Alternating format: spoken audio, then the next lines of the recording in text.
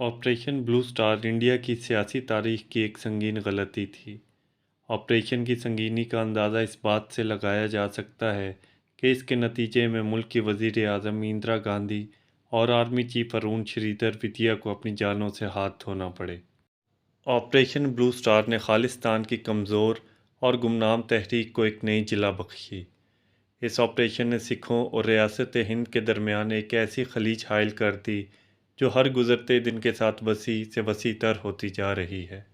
خالصتان تحریک کی جڑیں 18ویں صدی عیسوی تک پھیلی ہوئی ہیں۔ 1799 میں رنجیت سنگھ نے برصغیر کے شمال مغربی علاقوں پنجاب، کشمیر وغیرہ میں سکھ سلطنت کی بنیاد رکھی، جو اگلے 50 سال یعنی 1849 تک قائم رہی۔ 1849 میں انگریزوں نے سکھوں کو شکست دے کر سکھ سلطنت کے مرکز پنجاب پر قبضہ کر لیا۔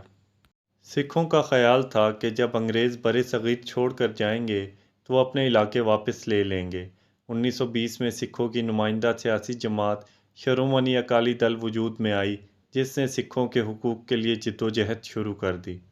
1940 کی دہائی میں یہ واضح ہونا شروع ہو گیا تھا کہ برصغیر کو مذہبی بنیادوں پر ہندو اکثریتی اور مسلم اکثریتی ریاستوں میں تقسیم کر دیا جائے گا۔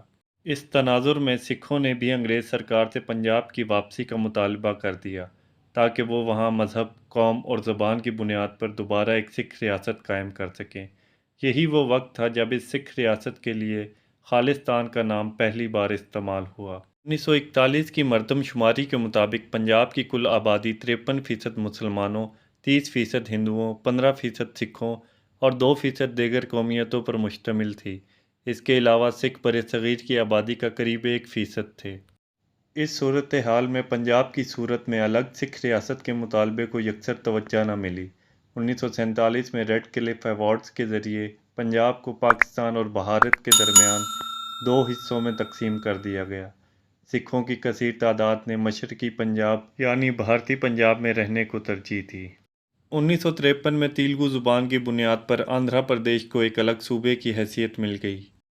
اسی تناظر میں سکھوں نے اکالی دل رہنماؤں ماسٹر تارا سنگھ اور سنت فتح سنگھ کی زیر قیادت پنجابی صوبہ تحریک کا آغاز کیا، جس کا مقصد بھارت کے اندر پنجابی اکثریتی علاقوں کو ملا کر سکھوں کے لیے ایک آزاد اور خود مختار صوبے کا قیام تھا۔ مرکزی حکومت تواتر سے سکھوں کا یہ مطالبہ ماننے سے انکار کرتی رہی۔ ان کے خیال میں سکھ پنجابی صوبے کی آڑ میں ایک الگ ریاست خالصتان کے قیام کا خواب دیکھ رہے تھے۔ 1 نومبر 1966 کو بالآخر اندرا گاندھی کی یونینسٹ حکومت نے پنجاب کو سکھ اکثریتی علاقے یعنی کہ موجودہ پنجاب اور ہندو اکثریتی علاقے ہریانہ میں تقسیم کر دیا، جبکہ اس کے کچھ علاقے ہماچل پردیش کو دے دیے گئے۔ چندی گڑھ پنجاب اور ہریانہ کا مشترکہ دارالخلافہ قرار پایا۔ پنجاب کو تقسیم تو کر دیا گیا لیکن اسے صوبائی خود مختاری دینے سے انکار کر دیا گیا۔ سکھوں نے اس تقسیم کو غیر منصفانہ قرار دیا۔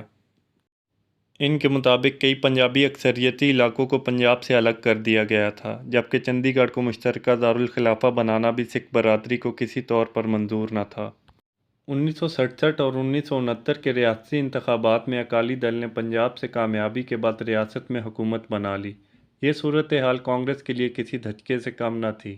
کانگریس کی پریشانی کی 2 وجوہات تھیں۔ اول یہ کہ کانگریس کا خیال تھا کہ اکالی دل کی کامیابی سے خالصتان تحریک کو فائدہ پہنچے گا۔